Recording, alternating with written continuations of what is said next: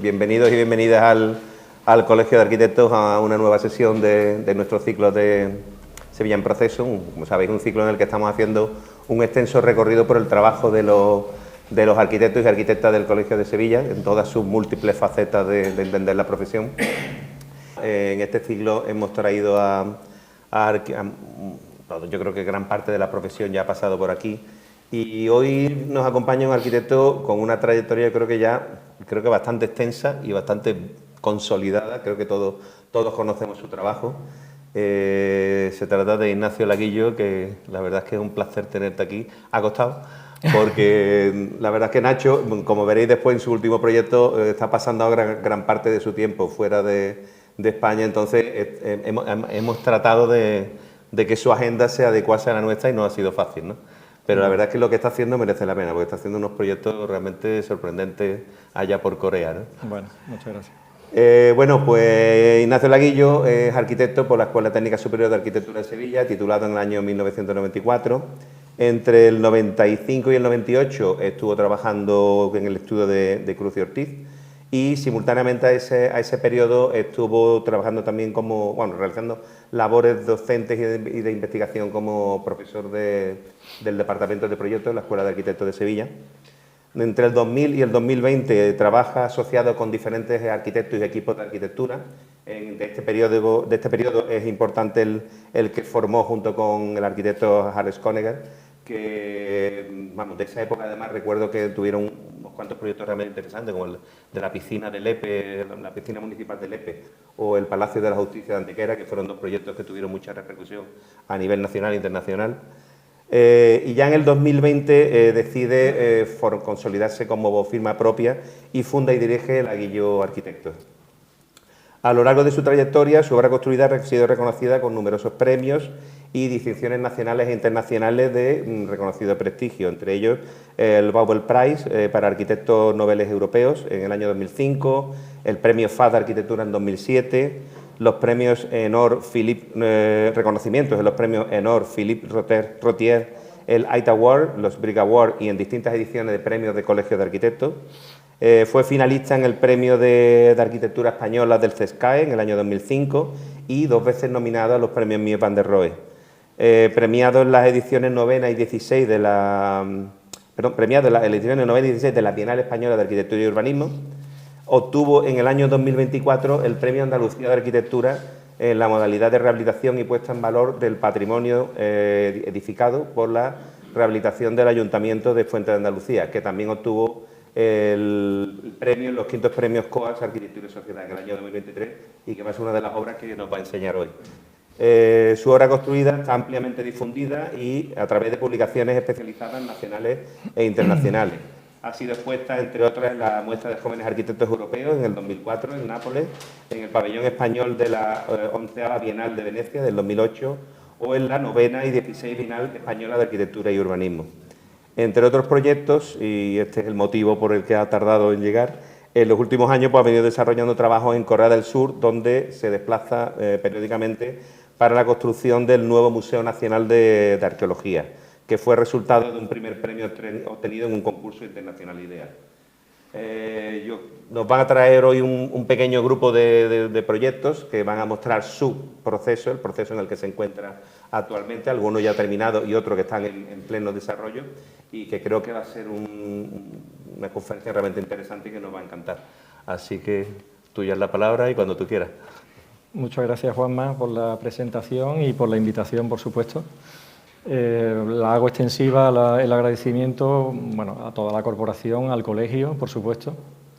Y aunque ha tardado el momento, pero hoy desde luego es un día también muy especial para mí porque la coincidencia de tantos amigos, compañeros, profesores, clientes, amigos clientes, en fin, todo tipo de combinaciones.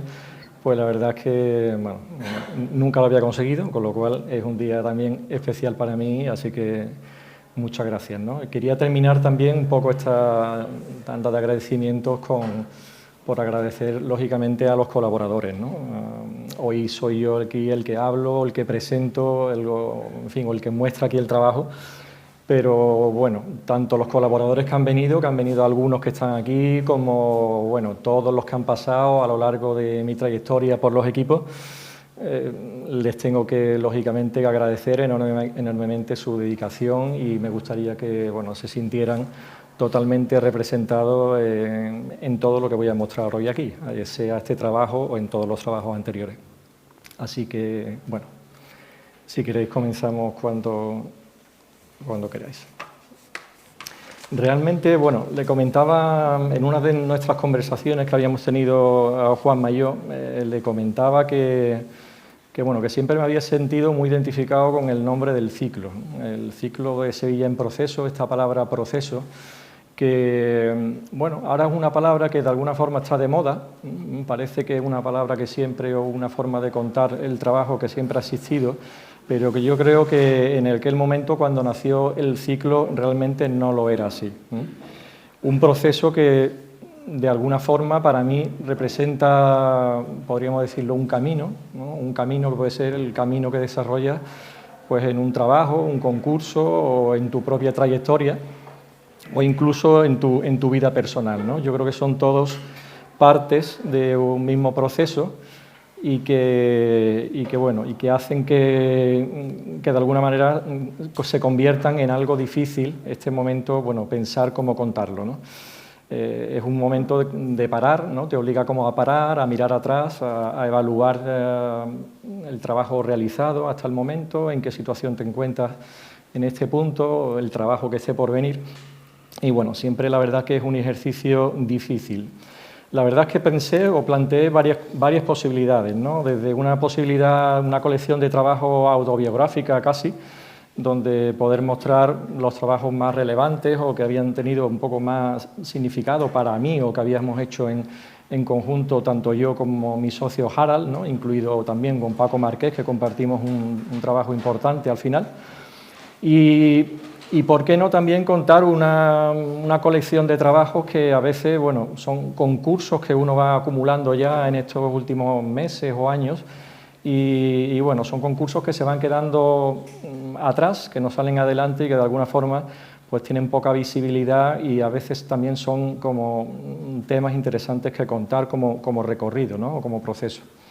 Pero finalmente, como contaba Juanma, me parecía que, bueno, que había una colección de trabajos que reunían, desde mi punto de vista, pues un significado, desde luego, y una cierta intensidad y dedicación que creo que podían representar de una forma bastante veraz lo que creo que ahora mismo, vamos, mi equipo, tanto yo como mi equipo, pues pensamos o nos preocupa de la profesión, nuestras inquietudes, nuestras reflexiones, referencias, etcétera, ¿no?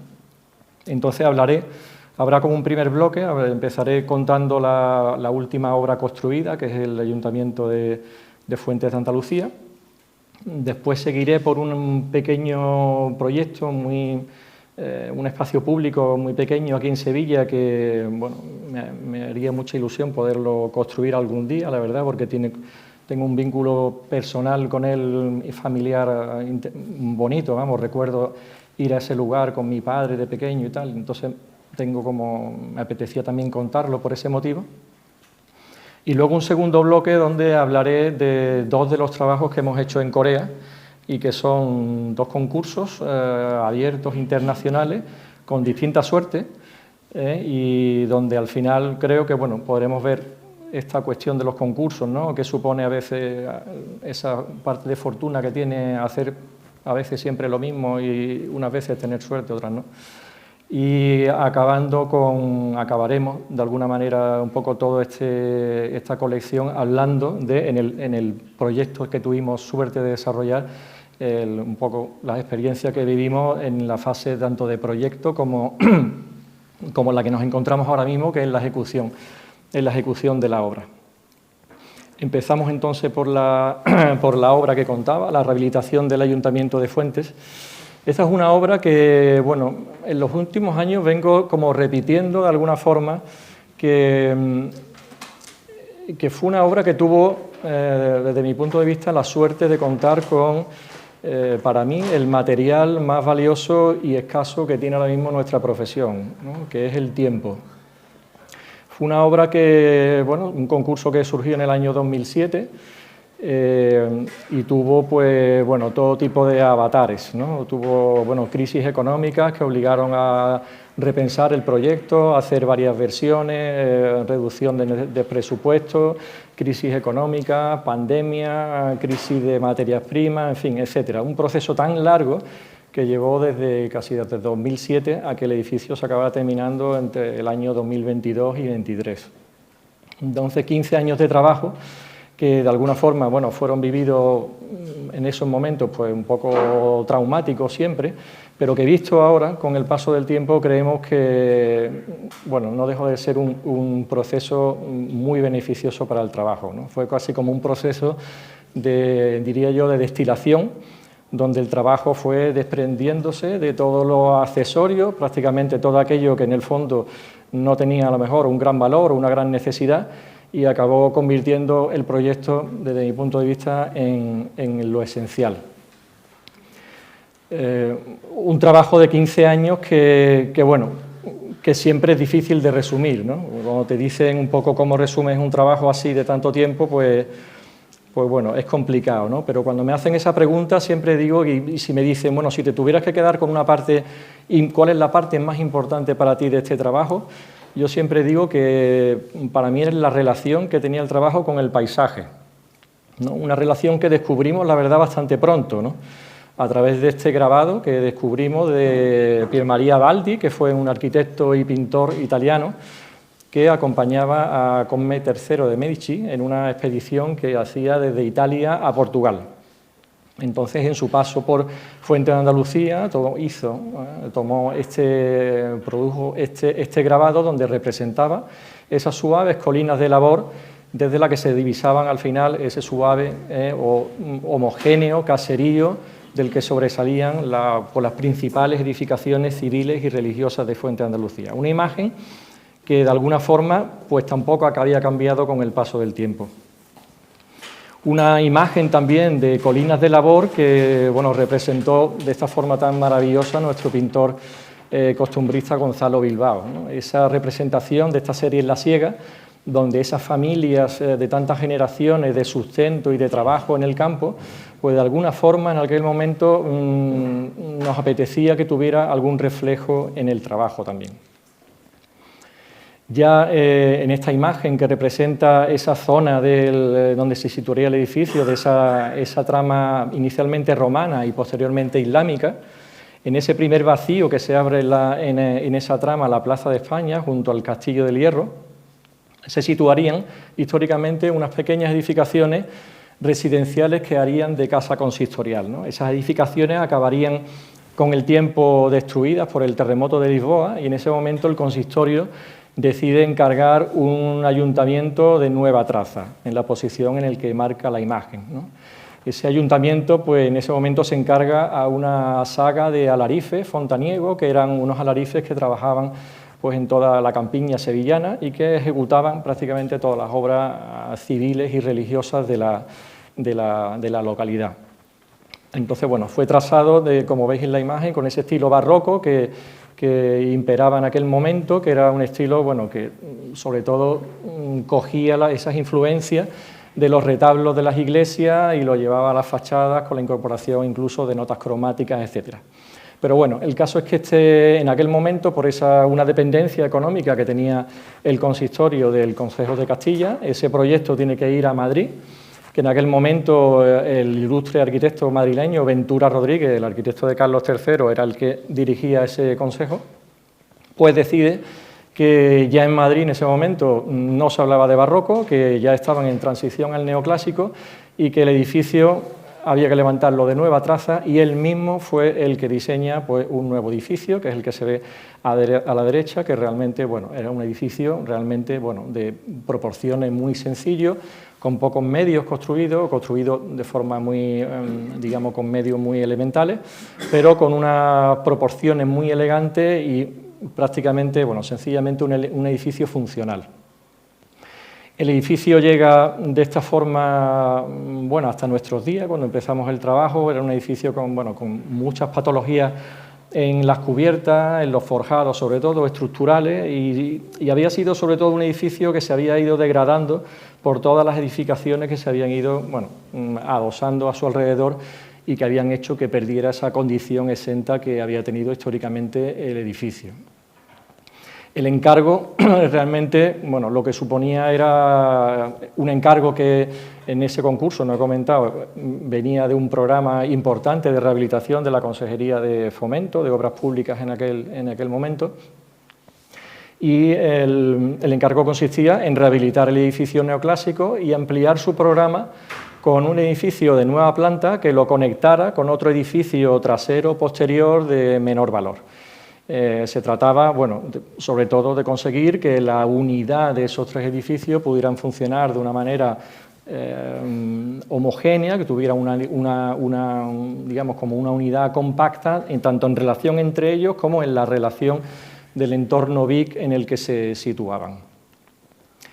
El proyecto, bueno, siempre entendimos este proyecto como, bueno, siendo una casa consistorial, pues así de literal, ¿no? Como una casa, en ese sentido un poco nórdico, donde allí entienden la casa como, bueno, en este caso la casa del pueblo, incluso como allí hablan, la casa de la cultura, la casa de la salud o la casa de tal, ¿no? Realmente un edificio fácil de entender y que se pudiera explicar con mucha claridad. De esa forma, bueno, el edificio en esa trama islámica se presenta hermético al exterior, introduce un zaguán como elemento de intermediación entre el interior y el exterior y toda una serie de patios interiores que se encargarían de actuar como mediadores entre las zonas interiores y exteriores. Los espacios de intimidad de esa supuesta casa serían los equivalentes a esos espacios de trabajo actuales. Y a nivel ya de programa, digamos que hubieron como una serie de decisiones que consideramos importantes, ¿no? Primero, la apertura de un segundo acceso, ahí en la calle lateral, en la calle Fernando de Llera, que actuaría como acceso ya puramente administrativo, reservando el acceso anteriormente existente del edificio neoclásico ya como un acceso representativo, ¿no?, del edificio. Entonces, para esa representatividad también se decidió que el programa que se situaba en planta primera del Salón de Plenos y Alcaldía bajara a ese nivel de la calle, de tal forma que ese ayuntamiento nuevo, a ese nivel ya de planta baja, con el nuevo acceso, pudiera relacionarse de una forma más directa con el espacio público al que se enfrentaba, ¿no?, la Plaza de España. La planta primera, la que el nuevo acceso de Fernando de Llera actuaría como una planta eminentemente pública, de relación, de acceso, de atención al público, y la planta primera se concentraría todo el programa de espacios de trabajo. En el edificio neoclásico se centrarían las estancias administrativas, en el edificio central los grupos políticos y en el último edificio el área técnica.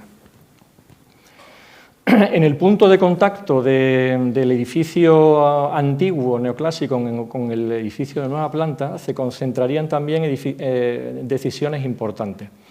En el lado de la escalera histórica, la meseta de la escalera se encargaría de resolver una cuestión importante y era el acuerdo de ese nivel con el nuevo acceso de la calle Fernando de Llera, una calle que tenía una fuerte pendiente y se encontró realmente una cierta dificultad en resolver inicialmente ese acuerdo, ¿no? Y esa meseta acabaría siendo como el elemento de conexión entre ambos edificios.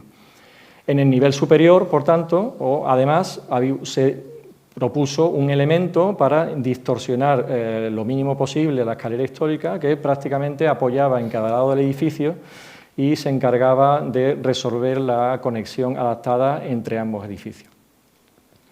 Luego, al otro lado de esa conexión entre ambos edificios, una doble operación que consistía que en planta baja se introducía un elemento público a doble altura y en la planta superior un nuevo patio al exterior, hizo que, de alguna forma, el contacto entre el edificio antiguo y el edificio nuevo se redujera al mínimo, lo que permitía, de esa forma, recuperar esa visión de la fachada trasera que había quedado perdida y oculta con el paso del tiempo y, a su vez, alojar otra serie de elementos del proyecto que no nos interesaba disponer, por ejemplo, en las cubiertas.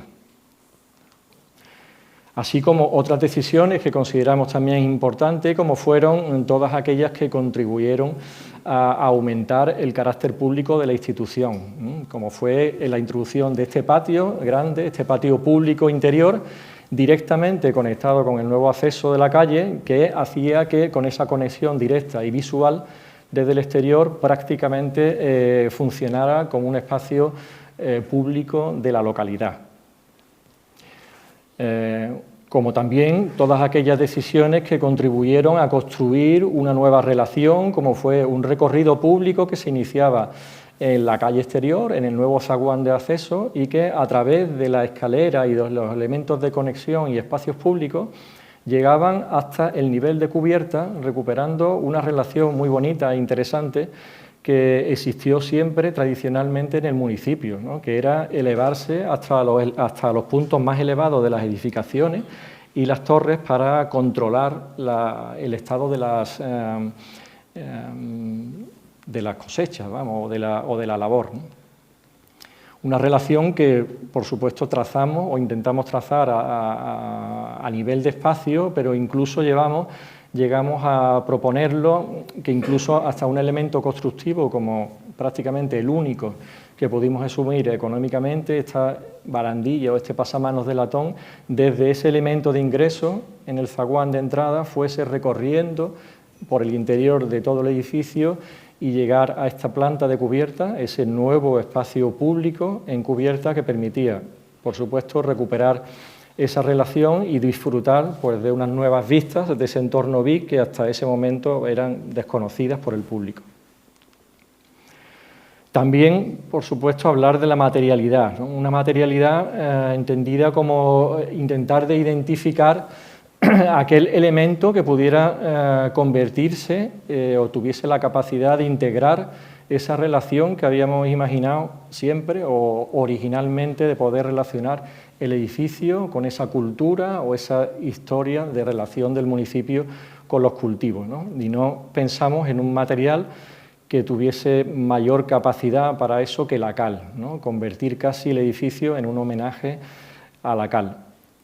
Además, por su tradición de la cal, esa tradición que permitía introducir en su masa trazas vegetales, nos permitió, pues de una manera, bueno, fue un proceso muy largo, la verdad, para contar aquí ahora, pero que, bueno, nos llevó hasta identificar esa relación que nosotros no queríamos llevar de una manera absolutamente evidente, sino que fuese casi algo sutil que tú pudieras apreciar pues solo con el reflejo del paso por el edificio o incluso con el tacto de la mano.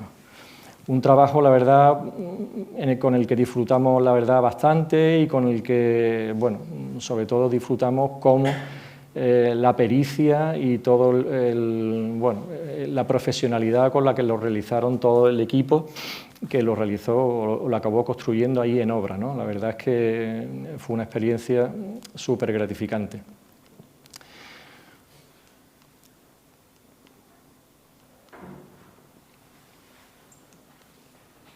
En esta imagen aérea ya es donde ponemos aquí un poco todas estas cuestiones comentadas en relación, ¿no? Como el edificio neoclásico, histórico, con esa nueva apertura de ese acceso representativo y bajar toda la actividad del salón de pleno y alcaldía a ese nivel de la calle, ha volcado o ha creado una nueva relación de ese edificio neoclásico con la Plaza de España. Y esos dos nuevos espacios públicos, ese nuevo espacio interior que comentábamos relacionado directamente con la calle y ese último espacio público elevado, que es el que hace que se tenga pues, una nueva visión de todos los elementos BIC que rodean al edificio. Y luego, bueno, estos son ya todas estas imágenes que después de todos estos procesos tan difíciles, pues bueno, nos dejan de llenarte de una enorme satisfacción de ver cómo en el fondo uno imagina cómo esos espacios se van a vivir, se van a ocupar y nunca llega a imaginar que, bueno, realmente, como se ve a la izquierda, son espacios que se llenan de una manera espontánea por grupos de colegios que llegan, lo ocupan y hacen todo tipo de actividades. El alcalde ahí un poco en su salón de plenos, que tiene absolutamente todo abierto constantemente y atiende, bueno, a todo el mundo que pasa por allí, encantado de enseñar un poco pues su nueva obra. Y bueno, y como al final todos estos espacios se han llenado pues, de una riqueza y de una permeabilidad entre lo que al final aparentemente puede ser una institución administrativa y se ha convertido pues eso, en una casa prácticamente pues eso, del pueblo, de la localidad. Una lectura en el fondo que no deja de ser desde nuestro punto de vista como una contribución más por nuestra parte de ser como un eslabón de esa cadena invisible que supone pues trabajar en el patrimonio histórico y que de una forma irremediable pues otros vendrán a continuar en el futuro, ¿no?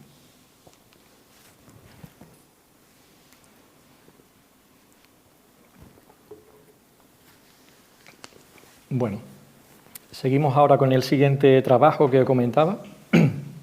Esta es una imagen, ya es una imagen en Sevilla, que muestra una visión del arrabal de Triana, una imagen cotidiana de principios de siglo que nos muestra un grupo de jóvenes contemplando el tiempo pasar, una actitud contemplativa en esa ribera del Guadalquivir, ¿no? Esas riberas que son esos espacios tan atractivos, esos cursos que va dejando el agua a su paso por el territorio en dirección al mar y que son siempre escenarios o elementos cambiantes que están llenos de atractivo y son siempre lugares con un enorme interés simplemente de contemplar o de recorrer.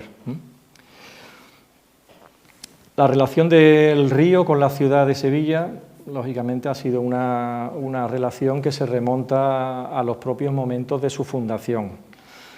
Su propia dependencia de la salida al mar y toda la historia de sus crecidas e inundaciones convirtió siempre a todas esas riberas en unos lugares de un enorme interés y actividad. En el caso del que se marca ya del proyecto del arrabal de Triana, esa relación además histórica que mantuvo con la carpintería de taller o la alfarería, convirtió a esa ribera y a ese lugar en un lugar que ha acumulado históricamente un enorme patrimonio arqueológico y arquitectónico que lo convierte sin duda en unos lugares más bellos de la ciudad para visitar y recorrer. En este lugar se propone un nuevo concurso también por la Consejería de Fomento en esta ocasión. Y ya estas riberas, como hablaba, ¿no? Ya desde el urbanismo moderno, yo diría casi desde el plan del 87, sus diversas revisiones posteriores, y entiendo sus planes de desarrollo, incluso de movilidad, siempre entendieron estas riberas como un sistema general de espacios verdes, tratando de considerar estos espacios que acabaran dotados de un cierto reconocimiento a nivel de ciudad y continuidad y, por supuesto, accesibilidad.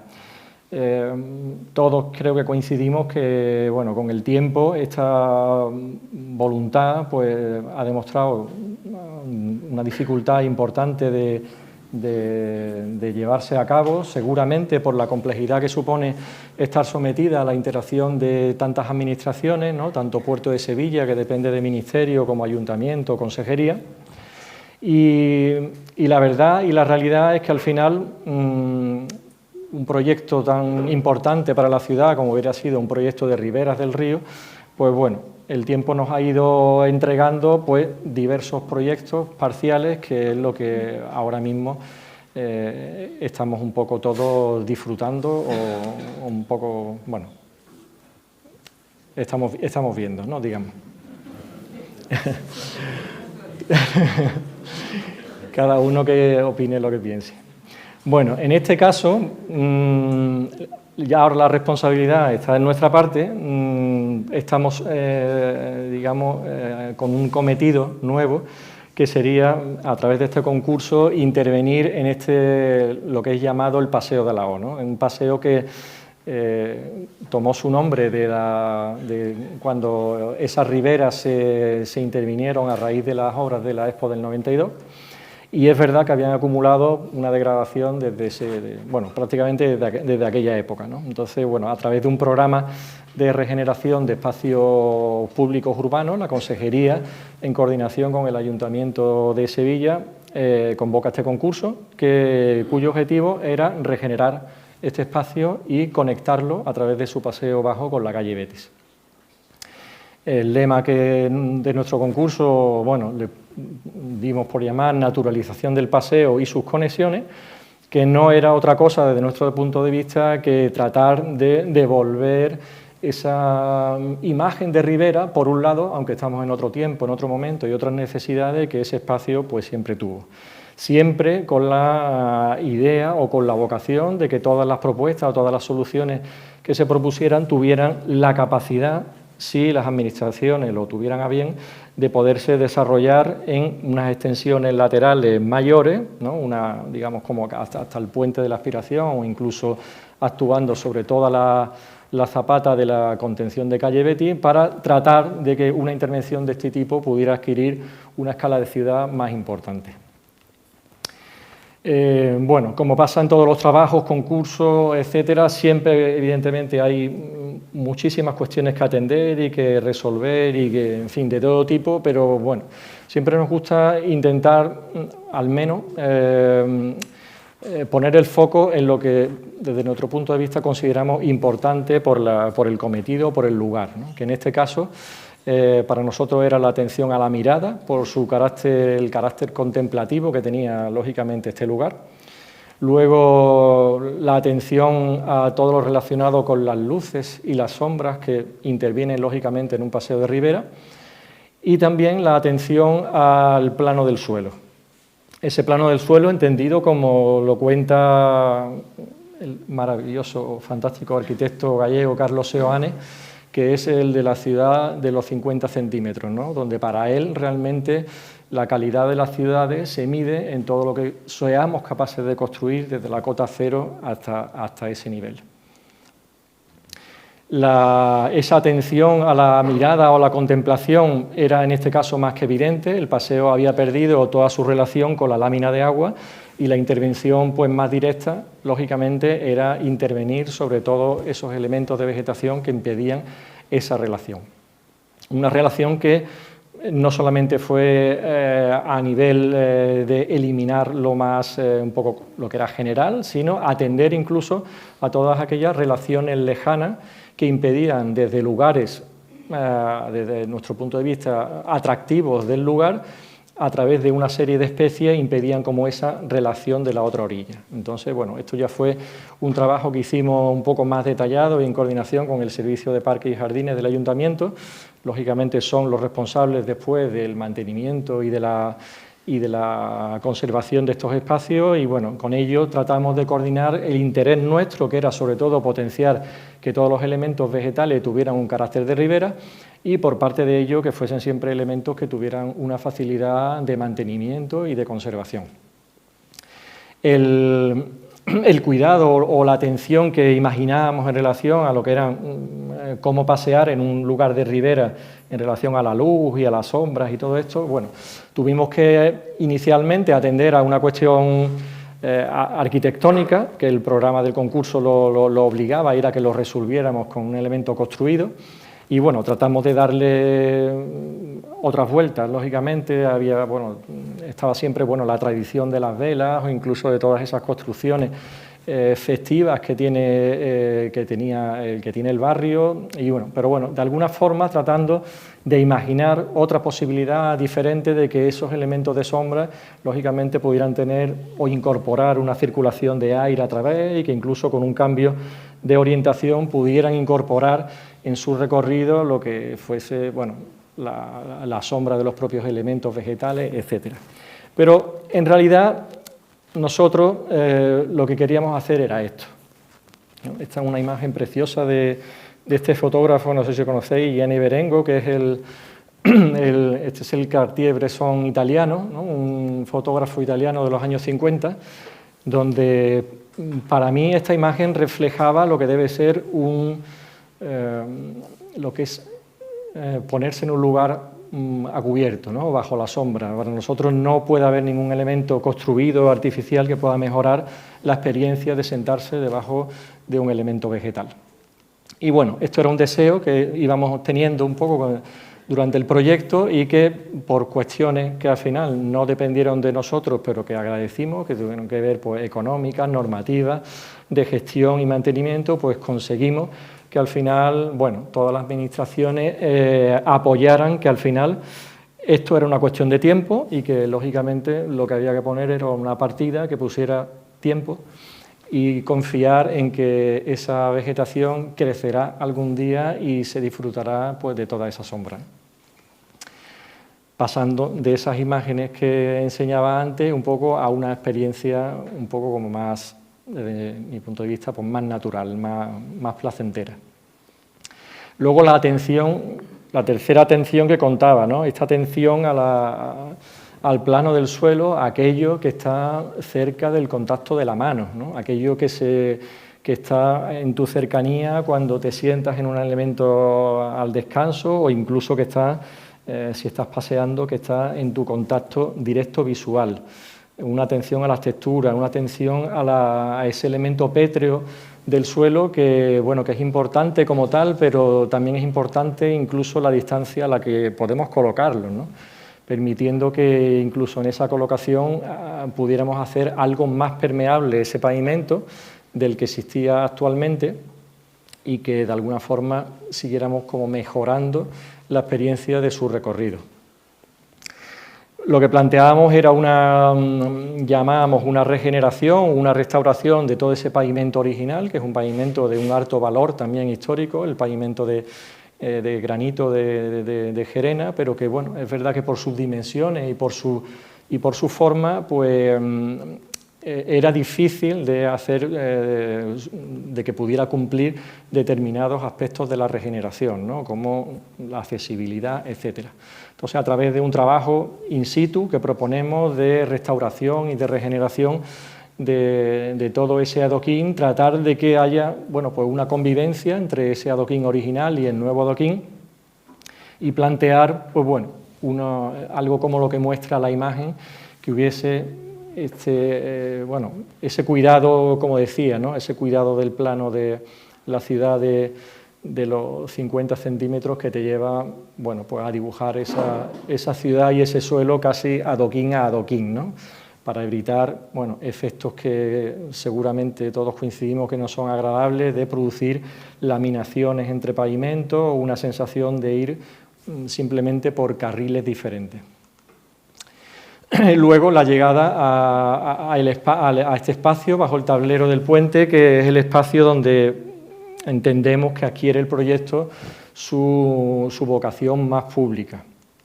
Un espacio que tenía que atender cuestiones, por supuesto, funcionales. Ya se adivinaba que era un espacio que aumentaría de aforo cuando el proyecto estuviera terminado, con lo cual tenía que ampliarse en dimensión y a la vez tenían que generarse unos nuevos límites que de alguna forma atendieran a esta capacidad evocadora que tiene siempre el límite o el contacto entre arquitectura, entre naturaleza y arquitectura, ¿no? O entre naturaleza y artificio, ¿no? De esa forma, bueno, surgen poco como esos trazos que son esos puntos de contacto que tratan de resolver de una manera muy sintética esa necesidad de venir pues con un ancho un poco más amplio del paseo y adaptarse a lo que sería la futura conexión con la calle Betis.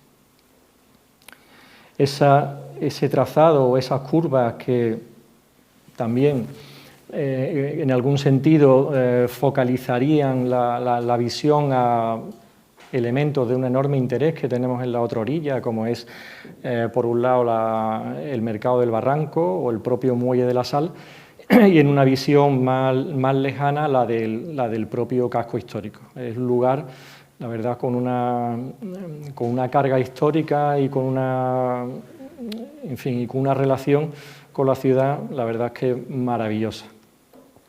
Esta es una solución que también llegamos a avanzar con las propias administraciones para tratar de resolver en el futuro esa conexión que yo creo que debe ser absolutamente necesaria de realizar hasta lo que es completar la zapata de la calle Betty, con necesidades normativas, lógicamente, de resolver accesibilidad, pendientes, etcétera.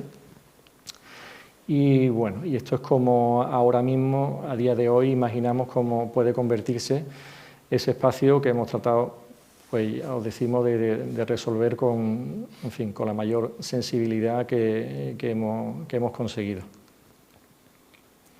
Y bueno, y una ilusión enorme de ver si algún día pues, se puede construir.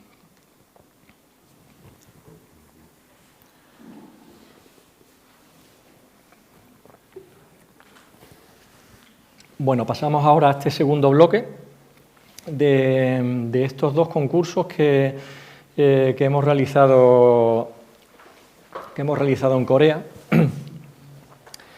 Yo no recuerdo, ahora que hablamos de concursos, no recuerdo si fue, aquí compañero que quizás a lo mejor se acuerda mejor que yo, no sé si fue Oiza quien hablaba sobre este tema de los concursos, el arte de elegir, ¿no? Y el oficio de ganarlos, ¿no? Puede ser algo así. No sé si fue Oiza o alguno de esos maestros, ¿no? Bueno, pues esto es una absoluta realidad, ¿no? Creo que es un arte que nunca se acaba de aprender, un oficio que tampoco se acaba de aprender nunca.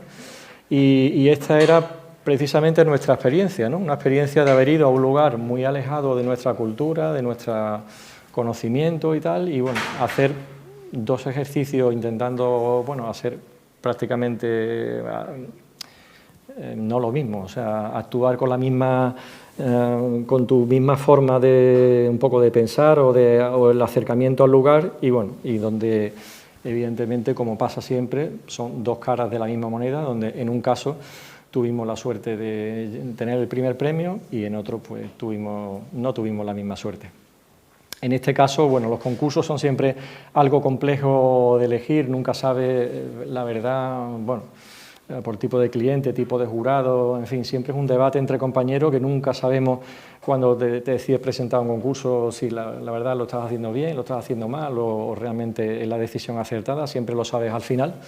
Y bueno, y en este caso fue una situación realmente diferente porque en el caso del primero fue un concurso al que nos invitó a participar un arquitecto joven coreano que residía y trabajaba en aquel momento en Sevilla, por aquí, y bueno, nos invitó a participar junto con un equipo local de su confianza, un equipo joven que en aquel momento la verdad es que no tenía nada de experiencia y bueno, la verdad es que a priori era algo que, bueno, era muy atractivo, lógicamente, por el programa, el lugar, pero, bueno, nos dio bastante que pensar. El caso es que, bueno, como en todas estas cosas, siempre busca uno como la otra componente, ¿no? Ese el autoengaño, ¿no? Que hace de que, en el fondo, quieres hacerlo y buscas los motivos para tirar para adelante, pues, bueno, pues piensas que también ocurren en estas situaciones cosas inesperadas, ¿no? Como, bueno, a veces te vas lejos, te vas a un sitio que no conoces, tienes poco tiempo, no tienes la información seguramente de los concursantes locales, de todos los arquitectos que vienen reuniendo información allí. Pero bueno, esa situación también a veces distanciada, donde no estás contaminado de mucha información, a veces te permite centrarte a lo mejor en 2 o 3 cuestiones que te parecen de interés para ti y, bueno, y que se trata, si estás convencido, bueno, de contarlas lo mejor posible y a veces, bueno, pues parece que eso, bueno, da resultado. Ya el segundo concurso fue un caso diferente, ya el cliente ya nos conoció por la primera experiencia y tanto por el Ministerio como el director del museo nos ofreció a participar en la siguiente experiencia, que fue la que no conseguimos ningún resultado. Bueno, empezamos por el museo, la primera experiencia, la del Museo Nacional de Arqueología. No he contado que ambas experiencias forman parte de un programa del Ministerio de Cultura que todavía está en vigor, que lleva muchos años, que el objetivo del Ministerio es prácticamente una descentralización de todas las sedes obsoletas que ha ido acumulando el país en la capital, en Seúl, y que son museos que están absolutamente, prácticamente inservibles. Y ellos tienen ahora como una obsesión o una iniciativa muy importante de diseminar toda la cultura por todo el país.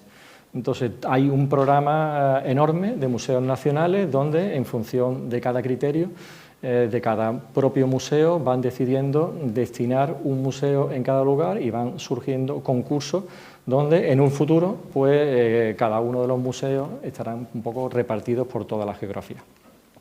En este caso, el Museo Nacional de Arqueología, pues, ahora lo contaré un poco más tarde, se situaría en la ciudad de Cheonju. Bueno, nosotros, o yo particularmente, cuando empecé el concurso no sabía mucho de Corea, la verdad.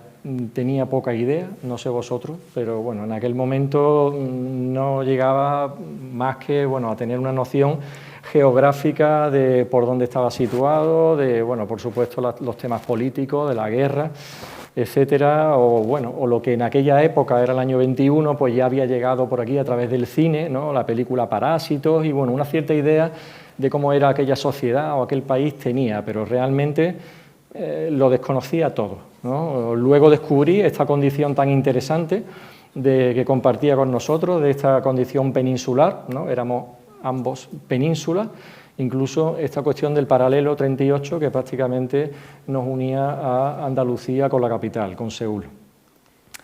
Bueno, esta imagen era otra imagen que nos ofrecía pues, muchísima información, ¿no? Esta cosa este consumo energético donde se divisa claramente esa diferencia entre las dos Coreas, la Corea del Norte y la Corea del Sur, donde en el norte se divisa con dificultad la posición de la capital y en Corea del Sur pues ya veis la magnitud de lo que se ha convertido pues, el país, ¿no? Arriba con la centralidad de Seúl, la capital, y abajo con las dos ciudades más importantes, Daegu y Busan. A la izquierda el mar amarillo, es el mar que conecta con China, y a la derecha el mar de Japón.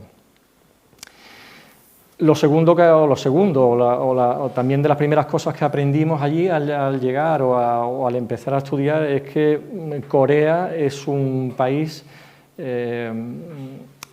principalmente o absolutamente montañoso. O sea, más de 3/4 partes del país son montañas, con lo cual lo convierte en un paisaje maravilloso. O sea, podría haber traído ahora mismo fotos de todo tipo, expresando la mayor de las bellezas, pero me gustó también mostrarlo a través de estos trabajos en seda, que fueron unos trabajos que por su calidad fueron trabajos realizados en la época de las grandes dinastías coreanas por los mejores artistas y bueno, unos trabajos de altísima calidad donde representaban esa cualidad casi mística, diríamos, de todos esos espacios, ¿no? Unos trabajos que no llegaron a salir por su calidad del país hasta el año 2018, a una exposición al Metropolitan de Nueva York, y que reflejan, bueno, pues esto que contaba, ¿no? Ese carácter absolutamente místico, diríamos que ascético, de la relación que tiene esa cultura con la naturaleza. De hecho, todas esas montañas son ahora mismo los lugares más visitados del país, son todos parques nacionales. Tened en cuenta que Corea es la quinta parte en superficie de España y prácticamente nos dobla casi, o dobla en cuanto a número de parques nacionales. O sea, es una auténtica maravilla de país en cuanto a su aspecto natural. Este otro mapa de otro gran cartógrafo coreano representaba también esa otra connotación geográfica, como era la importancia de los ríos, tres grandes ríos y sus afluentes que atraviesan pues, toda la geografía del país, y donde se ve ahí en el centro lo que fue la construcción de la ciudad amurallada cuando se protegía de la invasión de las guerras con Japón, y en un circulito redondo que está representada la ciudad de Cheonju para que vierais un poco la relación entre la ciudad y la capital. Esta ya es otro plano histórico de otro cartógrafo también importante, donde ya se representa la posición geográfica de la ciudad de Chunyu. Veis un poco, he puesto también la imagen para que veáis esa dualidad de la representación cartográfica y la realidad de la belleza del paisaje que te encuentras allí, donde se ve en el centro esa ciudad amurallada de Chunyu y cómo se encuentra la posición de una ciudad a orillas del río Han, que es el río que desemboca en la capital, en Seúl, y otro gran afluente que viene por la parte inferior y que se encuentra en ese punto estratégico que fue finalmente el elegido para situar el proyecto del museo. Lo veis ahí un poco marcado en rojo, en un plano donde ya se representa la ciudad moderna, todavía quedan restos en el entorno, cerca de nuestra posición, donde bueno, se ve históricamente esa tradición de ser una zona de cultivo y de ser una zona que eminentemente, pues, bueno, la decisión fundamental del Ministerio de situar el museo aquí fue que por la posición de la ciudad a orillas del río, históricamente había sido un lugar donde se concentró numerosos restos de todas las dinastías, sobre todo de la dinastía más importante, que es la dinastía Joseon. Justo al lado de la posición del museo hay también un elemento que veremos más tarde, un elemento también importante para nosotros a considerar en cuanto a relación con el edificio, que era una montaña sagrada, porque bueno, ellos le dieron esa connotación porque fue el último bastión que cayó de la invasión de la última guerra con Japón, conforme fueron avanzando hacia la capital, y bueno, es una montaña también pues muy hermosa. Esta es una imagen del lugar, donde se ve el lugar destinado para situar el futuro museo. Es un gran parque que estaba situado a las afueras de la ciudad, a orillas del río Han. Ahí se ve una pequeña islita en medio, el curso del río como sube por la parte superior. Aquí a la izquierda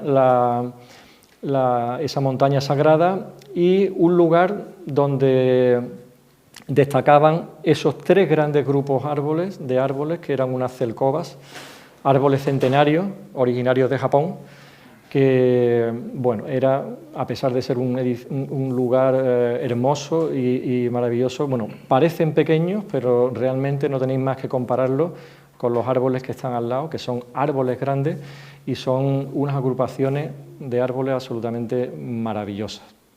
Y claro, es un lugar al que tú llegas cuando ves esta información en el concurso y la estudias y la analizas y demás, y bueno, lo primero que piensas es bueno, esto es imposible mejorarlo, o sea, no hay arquitectura que sea capaz de llegar aquí y no estropear este lugar, ¿no? Con lo cual, bueno, la primera sensación es de salir corriendo y decir, me voy, no quiero ser responsable de cargarme este lugar. Pero bueno, nos pusimos a estudiar, ¿no? A estudiar como cuando no sabes nada, pues empiezas desde el principio, ¿no? Casi, ¿no? Y nos fuimos a decir, bueno, voy entendiendo qué es la cultura, voy entendiendo qué es la geografía, la naturaleza y tal, pero bueno, cómo funciona realmente el arquetipo primigenio, ¿no? Coreano, cómo es la casa coreana, el hanok, ¿no? Y vas entendiendo cómo desde el principio allí la arquitectura es algo que realmente nunca se impone a la naturaleza, ¿no? Con lo cual empiezas a entender que realmente puede existir una manera de llegar a un lugar donde realmente tú des protagonismo a la naturaleza y no sea la naturaleza la que se imponga en el lugar. Y bueno, estudiamos cómo era la casa coreana que funciona casi como una pequeña ciudad, es una casa que funciona a través de un sistema de pabellones, como veis ahí a la izquierda, donde hay bueno, una claridad, por supuesto, de la estructura, de la modulación, todo alrededor del patio, que sería como si esas habitaciones fueran pequeñas casas y el patio ejerciera de plaza.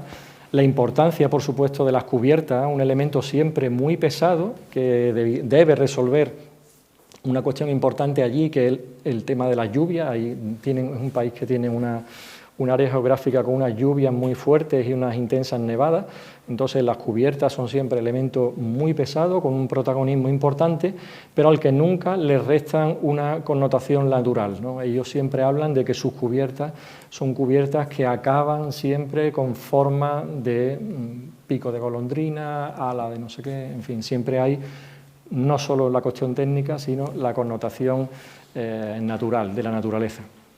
Y son casas que realmente no dejan nada al azar.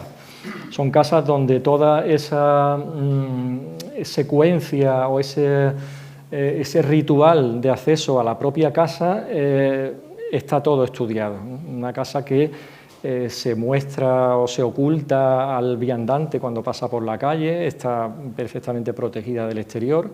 Cuando se entra al interior de la casa, cada una de las estancias pues está perfectamente localizada para que las visiones, bueno, tu visión directa al entrar sea lo que puedes observar y aquella que no es oportuna mirar, pues está situada en un lugar más alejado.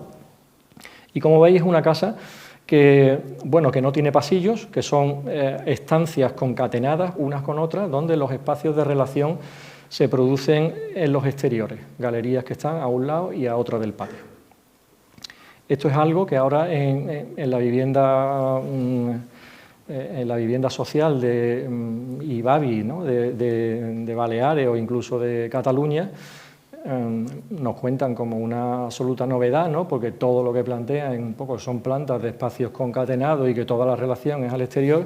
Y bueno, y aquí en el siglo X o en el siglo XII en Corea ya las casas funcionaban así, ¿no?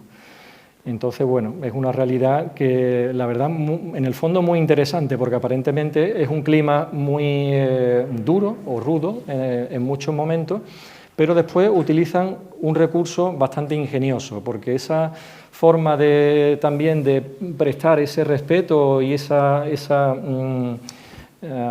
entrega hacia o esa subordinación a la naturaleza hace que toda esa arquitectura siempre se eleve del terreno. Es una arquitectura que prácticamente, bueno, solo se apoya en pequeños elementos estructurales, mostrando ese respeto al plano del suelo, y aprovechan esa elevación para utilizar toda esa cámara como un elemento para calefactar la vivienda, con lo cual al final son siempre espacios muy confortables donde, bueno, no se produce esa aparente contradicción entre ofrecer mucho espacio abierto al exterior y una falta de confort climático. Tratamos, por supuesto, de entender cómo era la construcción tradicional, como para ello todo lo que tuviera que ver con la modulación, el módulo, la seriación, la trama, en fin. Realmente es deriva, por supuesto, de una necesidad, porque todo viene de recurrir a elementos que venían de la naturaleza, las longitudes de los troncos, etcétera. Y bueno, pero al final es un sistema muy riguroso, tanto en la estructura como en las cubiertas, que a nosotros especialmente nos interesó, de alguna forma, no olvidar en la propuesta. Luego aprendimos también cosas súper interesantes, muy bonitas, ¿no? Que tienen que ver con estos dos conceptos que son para ellos los principios rectores de cualquier del asentamiento de cualquier civilización, ¿no? Es el Baeman Insu, que es literalmente significa montaña detrás y río delante. Es un principio rector que lógicamente no se aplica ahora en el urbanismo moderno, pero que en lugares donde tiene la naturaleza un protagonismo importante, incluso en lugares históricos, todavía se tiene en cuenta. La edificación se protege a través de la naturaleza y se vincula al río porque es el lugar que trae la riqueza, el alimento y, en este caso, la buena suerte. Y luego el andae que es lo que la arquitectura, donde se orienta la arquitectura, y la arquitectura no se orienta como nuestra cultura en función de orientaciones solares, norte, sur, este, oeste, sino que allí la orientación es al lugar bello, de tal forma que la prioridad vuelve de nuevo a ser que cuando uno se asienta en la naturaleza, la prioridad se le da a aquello de lo que voy a disfrutar. Con toda esta cantidad de información, de estudio, de conocimiento, en fin, empieza uno a trabajar en el lugar y de alguna manera empieza como a detectar cuestiones que va un poco teniendo claras, ¿no?, de momento, y es que el edificio de alguna forma no debía tener o de alguna manera no tenía que tener una forma concreta. Entendíamos que el edificio, al sentarse al final en un espacio natural, debía, en primer lugar, asumir que uno de esos grupos de magníficos árboles centenarios debía ser el lugar fundacional del edificio y que a través de un sistema de pabellones, esos pabellones que van conformando la casa coreana, el edificio pudiera plantear un sistema abierto, de tal manera que el edificio no fuese un edificio virtualmente con fachadas, más bien una construcción que estuviera pues a medio camino entre un edificio y la ciudad. Poco a poco el edificio va adquiriendo, a través de la introducción del programa o de las distintas áreas del edificio, la importancia de las cubiertas, el ritual de acceso al mismo o incluso también la importancia de su contacto con el suelo, pues va adquiriendo un poco pues, toda la configuración que más tarde veremos. Abajo vemos también cómo aparece ese segundo patio, la importancia ya no solo es de ese patio de entradas que otorgaremos, esa importancia de ese nuevo espacio público, sino también un espacio más privado, interior, en el que volcar, en este caso, las salas de exposiciones como si fueran realmente pabellones de una propia casa. Siempre estas referencias que estuvieron siempre a nuestro lado, ¿no? Estos magníficos ejemplos que son los Mad Building, que promulgaron los Smithson, y grandes ejemplos como el orfanato de Adolph Van Eyck, grandísimos ejemplos que para nosotros fueron de una enorme referencia y siempre tuvimos al lado entendiendo que realmente este sistema, esta manera de introducir una edificación dentro de un sistema natural, ya había habido grandes arquitectos y grandes experiencias que habían conseguido lograrlo con gran éxito y belleza. Este era uno de los paneles del concurso que presentamos, donde ya se empiezan a adivinar ahí la importancia de ese espacio central, de esos tres grandes árboles, como ese espacio público de reconocimiento, el programa que tendería a dividirse en dos, un programa pequeño más público de ingreso y ya el de abajo el programa de exposiciones. La importancia de la luz natural, la importancia siempre, el recuerdo de las cubiertas, la relación con el río y una cierta suerte que contamos con el concurso de saber a priori cuál era la colección que se iba a mostrar, ¿no? Eso nos permitió ya desde un principio tener como muy claro la manera en la que el edificio pues, se iba a recorrer y se iba a visitar.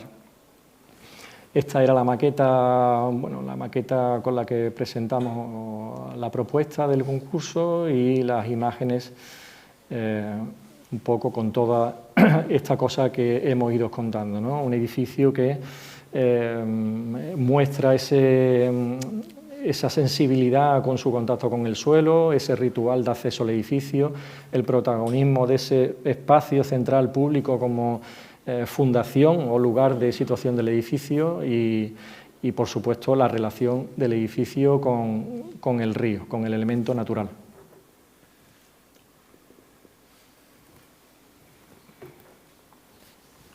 El segundo concurso se trataba de atender al diseño y construcción del Museo Nacional de Artes y Costumbres Populares. Y es un concurso que compartía bastantes cosas en común con el primero, pero algunas otras bastante diferentes. De hecho, se situaba en una ciudad que no era histórica, de hecho una ciudad completamente nueva, una ciudad que han diseñado desde cero con el objetivo de descargar administrativamente a la capital.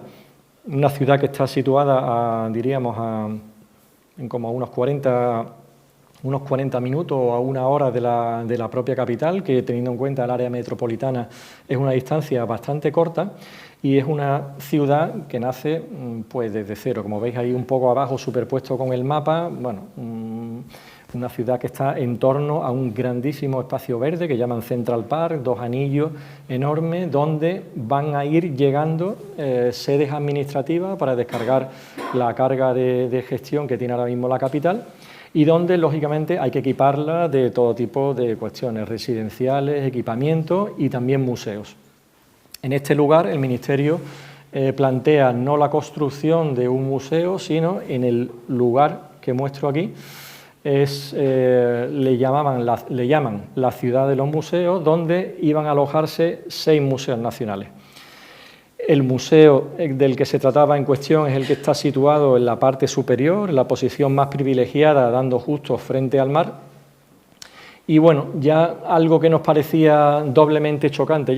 Primero ya nos parecía chocante el imaginártela, bueno, intervenir en una ciudad pues, sin historia, sin ningún tipo de referente ni nada, ¿no? Y ya segundo, partir de un esquema urbano de este tipo donde, bueno, ya las respuestas que habían ido surgiendo en concursos que ya estaban construidos, incluso estaban en camino, desde nuestro punto de vista, pues tenían poco interés, ¿no? Porque eran realmente una arquitectura que estaba absolutamente, desconectada, por supuesto, del lugar donde estaban situados. Podían ser edificios que podían estar situados en cualquier parte del mundo. Y bueno, y para nosotros nuestra primera inquietud desde el principio fue intentar ver cómo releer estas dos circunstancias, ¿no? La circunstancia de la ciudad y la del propio master plan. Esta es una visión de una foto aérea de cómo se encontraba ese master plan en el momento de la redacción del concurso, y dos cuestiones que nos parecieron interesantes antes de empezar. Poner la mirada, ¿no? Esta que muestro a la izquierda era la relación tanto de la ciudad como del área, como con todas estas estructuras dólmenes, ¿no? Megalíticas, ¿no? De la época del Neolítico y de la Edad de Bronce, que bueno, fue un dato que descubrimos allí, que Corea concentra el 50% de todos los dólmenes de todo el mundo. O sea, es una civilización que ha conseguido concentrar y proteger una cantidad enorme de este patrimonio, y concretamente la región de Sejong conservaba decenas de miles de elementos de este tipo. Entonces, bueno, a nosotros nos pareció una cuestión curiosa que observar. Podríamos hablar muchísimo sobre esto, pero sobre todo por fijar y quedarnos con dos elementos que nos interesaron de esta estructura, que tenían que ver con el concepto de peso y permanencia como una manera de resistir el paso del tiempo.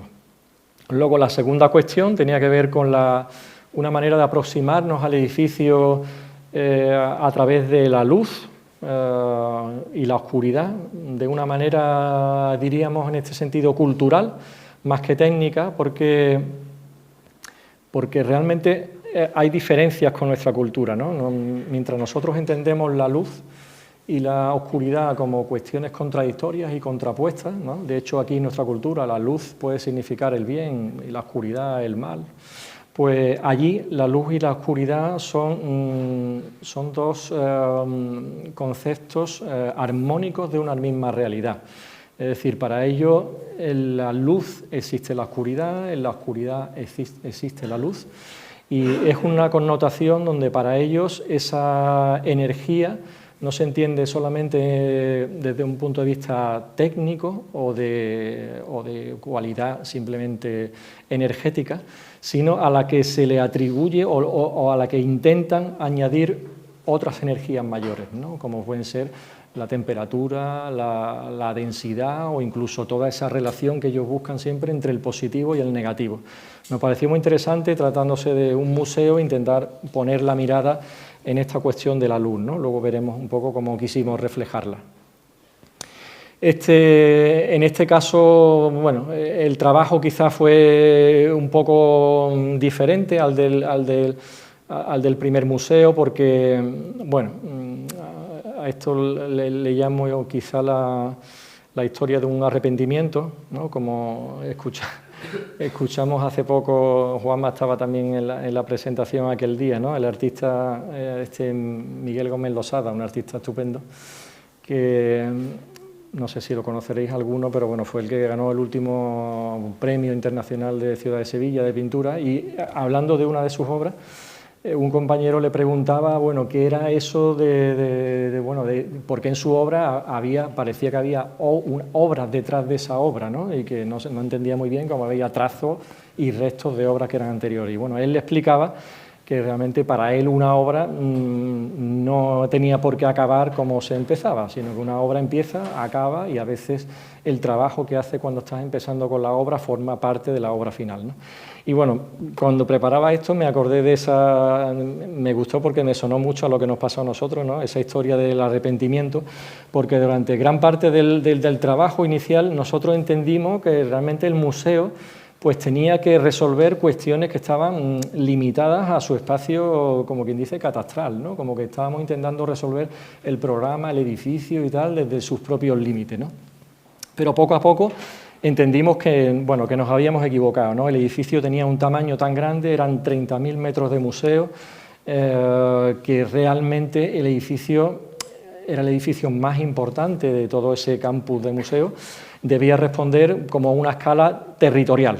No tenía que trascender de sus límites físicos y tenía que dar como una respuesta a todo el paisaje. Y fue de esa manera como el edificio, al final, pues bueno, pues fue ganando, fue condensándose, concentrándose en un elemento más compacto, liberando espacio del suelo para cederlo al resto del entorno, y fue como el edificio fue tomando un poco toda esta configuración, por supuesto sometiéndose a todas estas pruebas en el camino culturales, ¿no? De la introducción de esa estructura, de ese ritmo, de esa modulación, de esa visión estructural desde el exterior.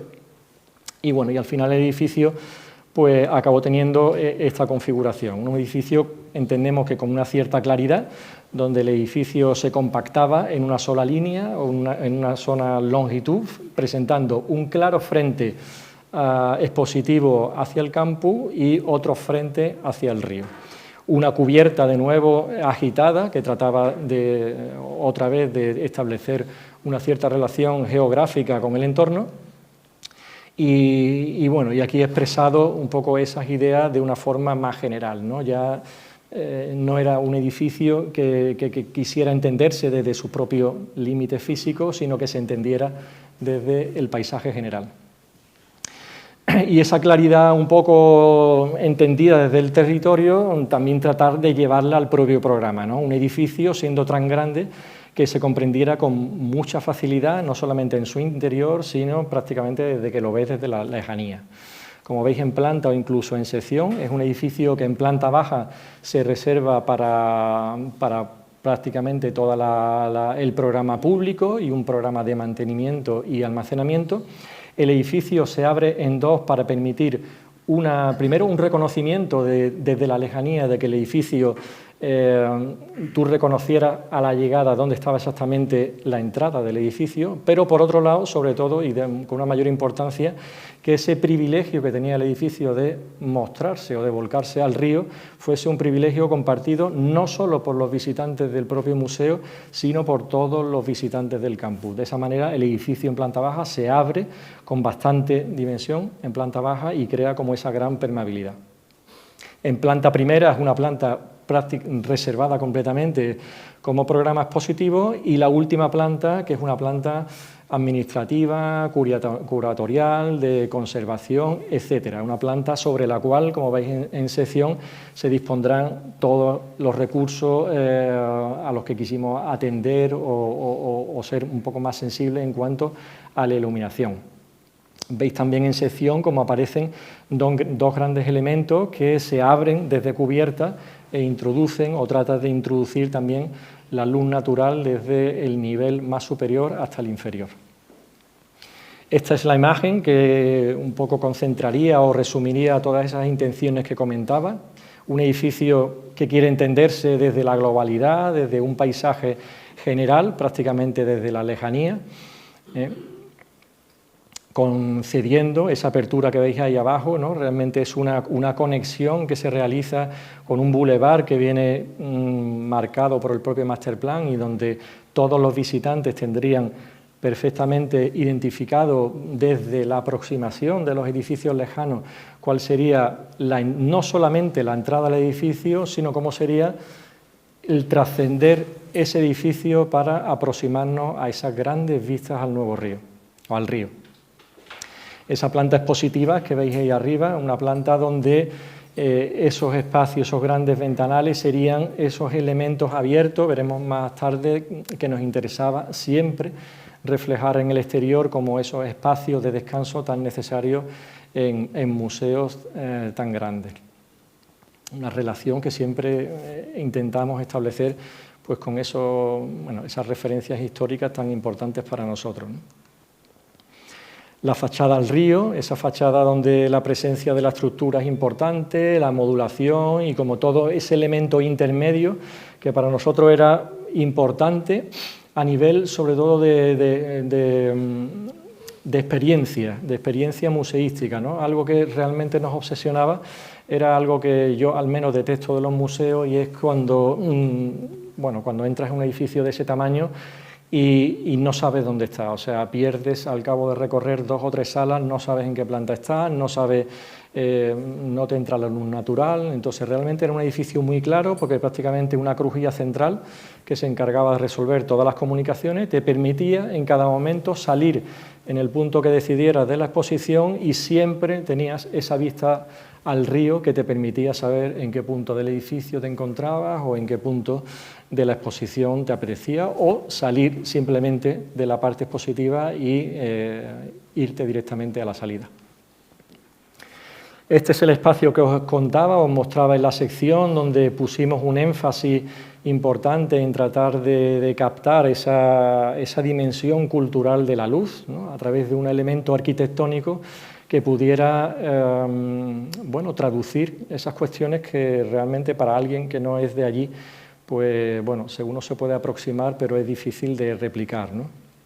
Recordaba una anécdota muy bonita de una cosa que leí de una escritora coreana, que ella comentaba que el primer recuerdo que ella tenía prácticamente después de nacer, a una edad muy temprana, y que su primer recuerdo de la luz realmente no fue un recuerdo lumínico, o de cantidad de luz, sino que el recuerdo que ella tuvo era de la luz a través de la temperatura. O sea, fue una situación donde su madre la dejó en algún lugar de la casa y la temperatura de la luz hizo que ella entendiera que eso era luz, ¿no? Y cómo su experiencia, a la vez, siendo niña, para ella entendía que el paso del tiempo para ella no era medirlo a través de la cantidad de luz que entraba en las estancias, sino a través de las sombras que todos esos filtros iban arrojando en las paredes de su habitación, ¿no? Entonces, a mí me pareció una visión súper poética, ¿no? Y bonita de cómo, y tan distinta culturalmente hablando de lo que es la luz. Y bueno, y tratamos que de alguna forma, dentro de una visión muy alejada como la nuestra, pues a través de la arquitectura esas cuestiones de filtro, reflejo, pues realmente que esos espacios no estuvieran cualificados solo por la cantidad de luz, sino por su cualidad.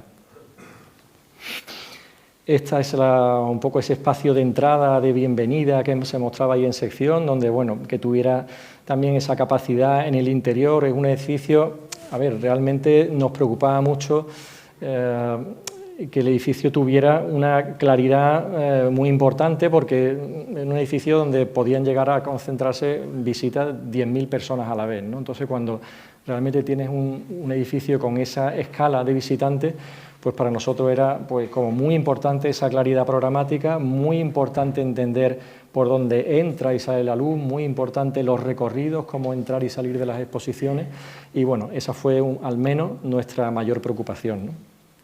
Esta en la planta expositiva, donde el requisito por parte del cliente era que tuviese el máximo de flexibilidad posible, y de esa forma la estructura trató de resolverse para que fuese un espacio absolutamente diáfano. Se estudiaron toda la seriación posible para que la planta expositiva pudiera albergar desde muchas exposiciones pequeñitas a una grandísima antológica exposición de toda ella, ¿no? Pero, eso sí, que cada cierto tiempo realmente, algo que también a mí me preocupaba especialmente, que ese efecto agotador que tiene visitar esos museos tan grandes, siempre tuviera a lo largo de tu recorrido la posibilidad de salir a un elemento exterior de descanso, que son estos elementos que aparecían aquí a la derecha, a la izquierda en la imagen, que son los que en fachada muestran su visión a la zona general del campus.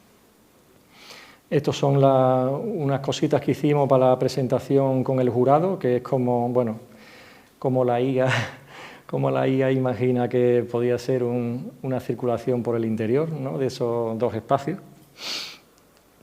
Y bueno, y con esto creo que termino, que era un poco esta parte del concurso, un poco una imagen más territorial. Bueno, no sé cómo vamos de tiempo, si vamos pasado o vamos... Regular, ¿no?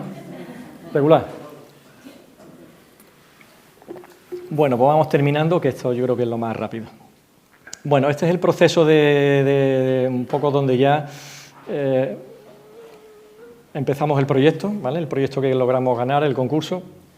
Y bueno, esta imagen que no trata de ser un resumen un poco de la foto de ese proceso de 2 años, ¿no? Yo creo que todos los compañeros que estamos aquí sabemos en el fondo que un concurso, bueno, primero es el único día, en fin, el momento más alegre de un encargo de un concurso es cuando lo ganas, y después cuando acaba la obra, y a partir de ahí todo es malo, ¿no? Todo se pone feo, ¿no? Y bueno, y aquí esto fue igual, ¿no? Quizás la gente más joven a lo mejor eso todavía no lo ha experimentado mucho, pero bueno, es una realidad y universal, por lo que se ve.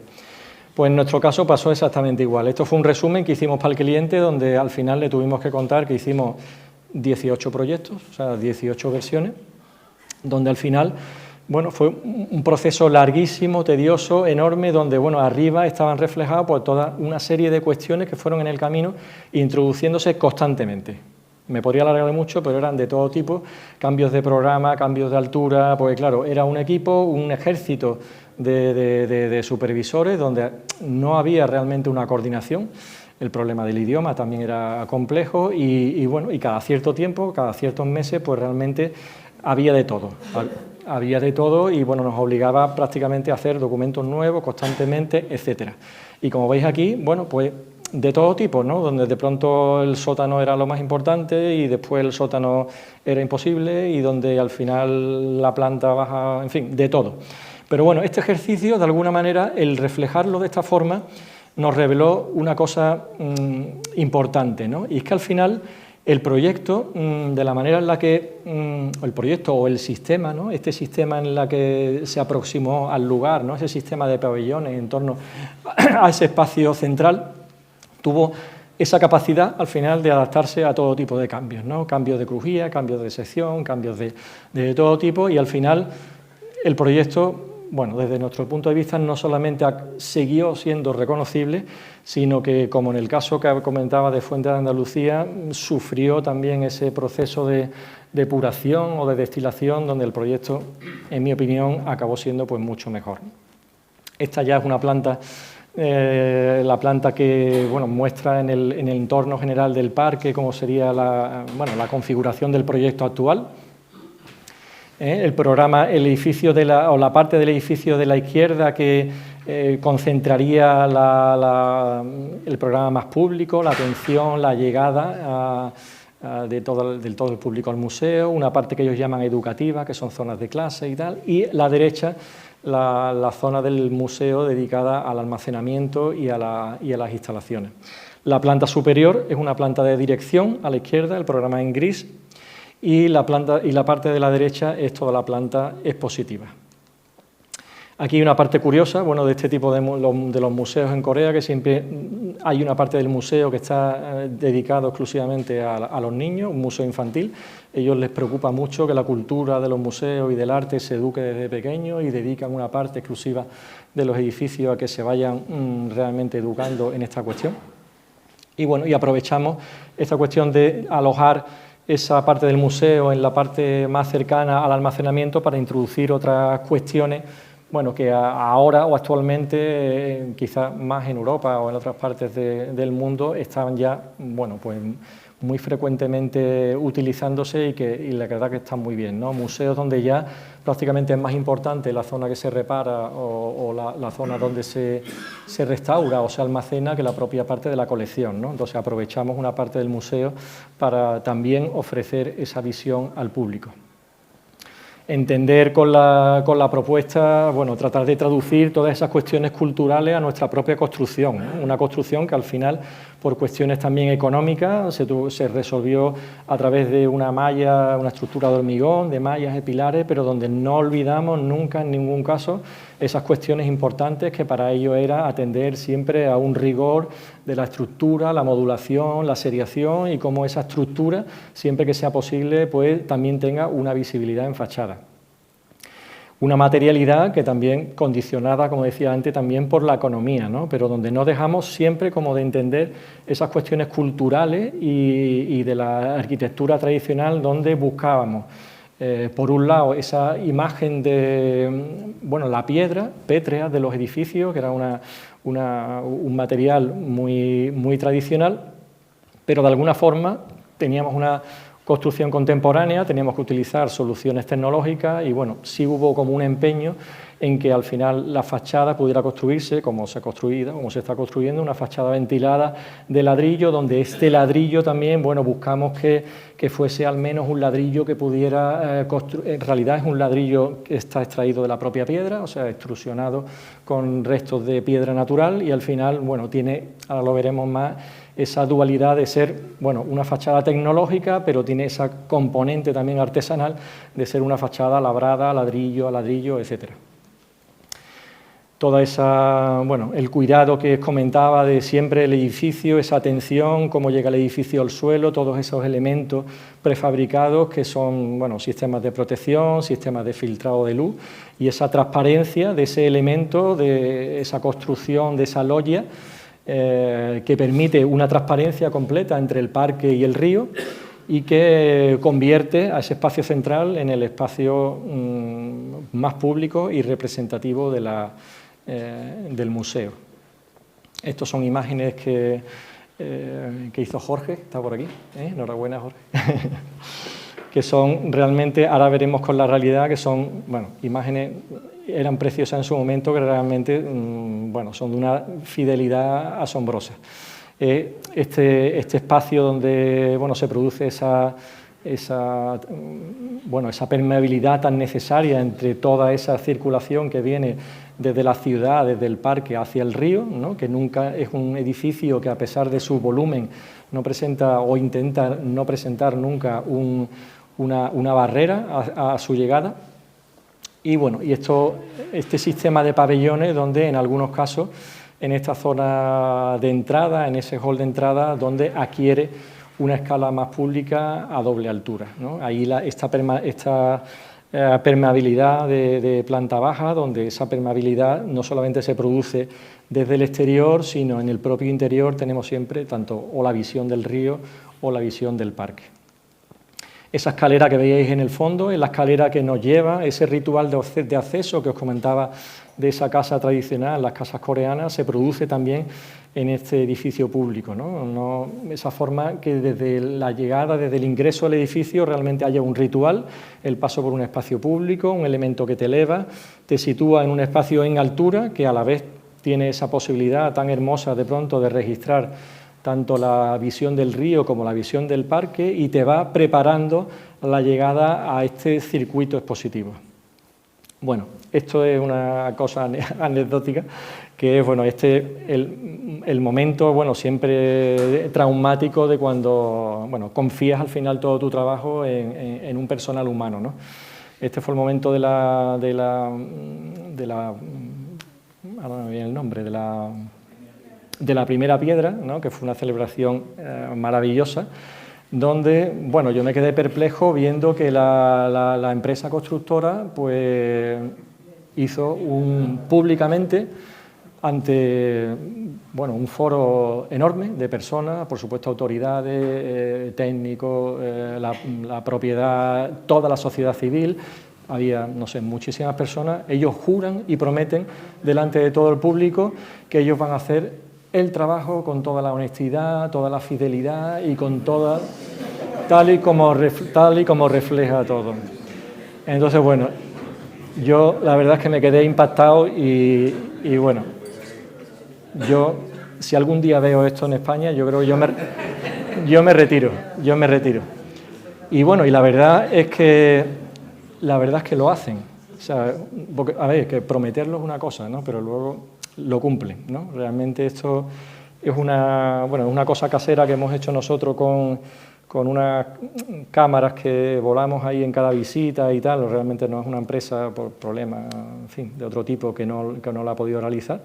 Y hacemos como una especie de pseudo time-lapse que ahora mismo lo que está es resumiendo el proceso pues, de 1 año y medio, ¿no? Como veis, la propia construcción yo creo que refleja muy claramente todas esas cuestiones incluso conceptuales, de esa situación de los pabellones, ese edificio que no intenta realmente presentar fachadas a ningún sitio, sino integrarse de una forma natural. Y me ha pasado muy rápido quizá, ¿no? Bueno, no sé. ¿Lo dejo? Bueno.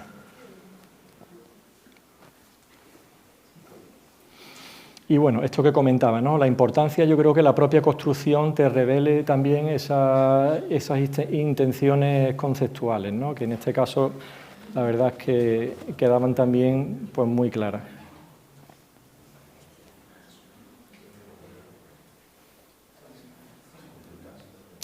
Bueno, estas son ya imágenes de esto que comentaba. Bueno, esta es un poco como una comparativa entre la situación que nos vamos encontrando ahora en la visita de obra comparado con cómo imaginamos en su momento aquello. Este espacio de ingreso al edificio, de este pabellón a doble altura, donde está esta permeabilidad entre el parque y el río, la conexión visual con la zona de dirección en planta alta, esa otra permeabilidad con ese elemento de acceso a la planta expositiva. Estas son fotos. Esta foto, por ejemplo, es una foto ya muy reciente, casi de la semana pasada. Y bueno, y está el elemento de la loggia que realmente inserto dentro de esos elementos de ese porte, la verdad que es un sitio maravilloso, la verdad.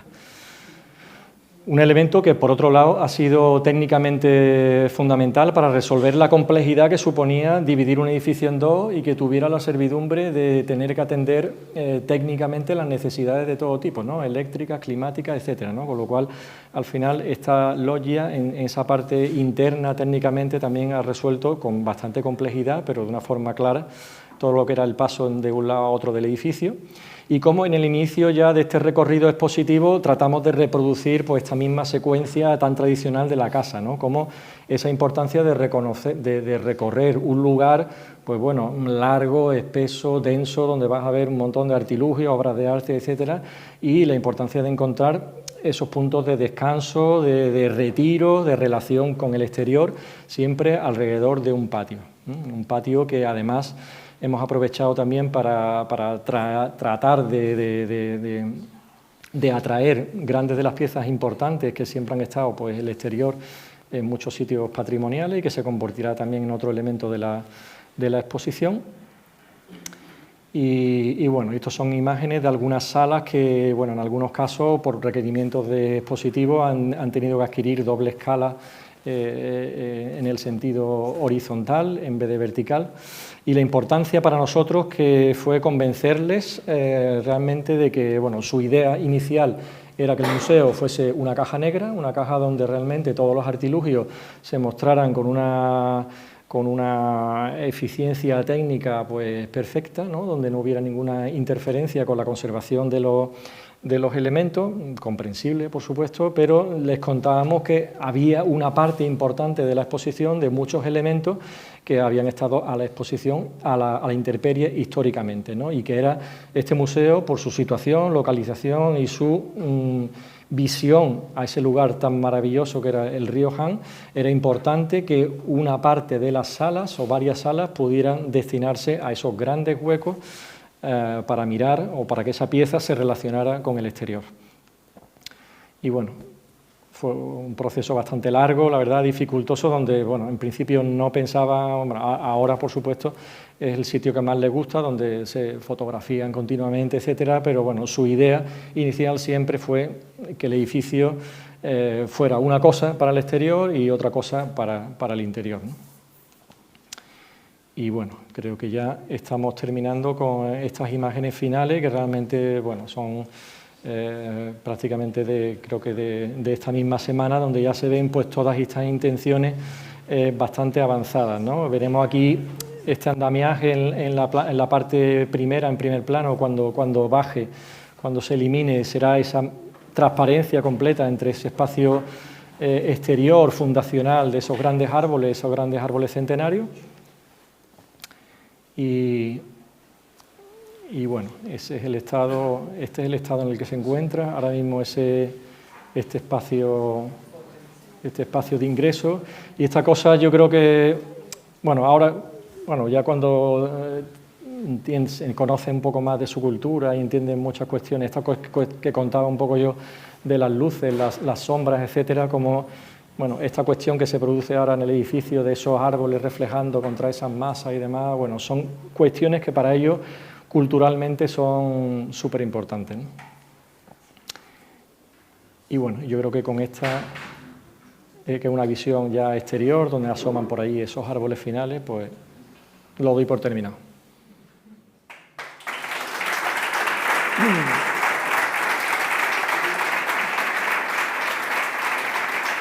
¿Hemos pasado de largo, no? ¿2 horas o qué? ¿Mucho o qué? Está estupendo, oye.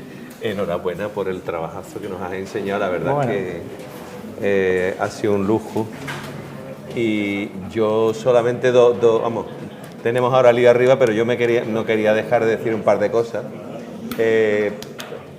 Y bueno, respecto al Ayuntamiento de Fuente, he tenido yo la suerte de vivirlo durante el proceso, de verlo en más de una ocasión.